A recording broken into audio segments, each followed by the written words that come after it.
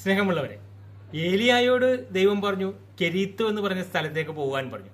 ഏലിയ അതനുസരിച്ചു.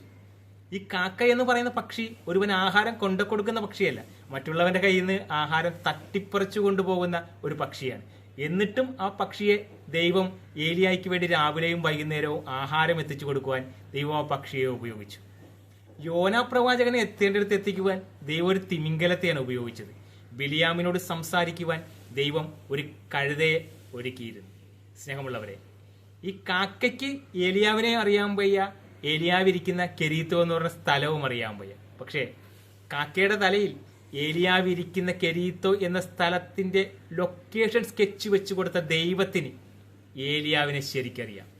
സ്നേഹമുള്ളവരെ, ആ ദൈവത്തിന് നിങ്ങളെ ശരിക്കറിയാം. നിങ്ങളുടെ പ്രശ്നങ്ങൾ അറിയാം, നിങ്ങളുടെ ബുദ്ധിമുട്ടുകൾ അറിയാം. നിങ്ങൾ ആ ദൈവത്തിൽ വിശ്വസിച്ച് മുന്നോട്ട് പോവുകയാണെങ്കിൽ അസാധാരണമായ പ്രവൃത്തികൾ ദൈവം നിങ്ങൾക്ക് വേണ്ടി ചെയ്യും. ഒറ്റ കാര്യം മാത്രം ചെയ്യുക, പ്രാർത്ഥിക്കുക. ദൈവം നിങ്ങളുടെ ജീവിതത്തിൽ ഇടപെടും, നിങ്ങളെ വഴിയൊരുക്കും, നിങ്ങളെ മുന്നോട്ട് നയിക്കുക തന്നെ ചെയ്യും. വിശ്വസിക്കുക, പ്രാർത്ഥിക്കുക, ധൈര്യമായിട്ട് മുന്നോട്ട് പോകുക. ദൈവം നിന്നെ കൈവിടത്തില്ലെന്നേ, ദൈവം നിന്റെ കൂടെ ഉണ്ട്. ദൈവം അനുഗ്രഹിക്കട്ടെ.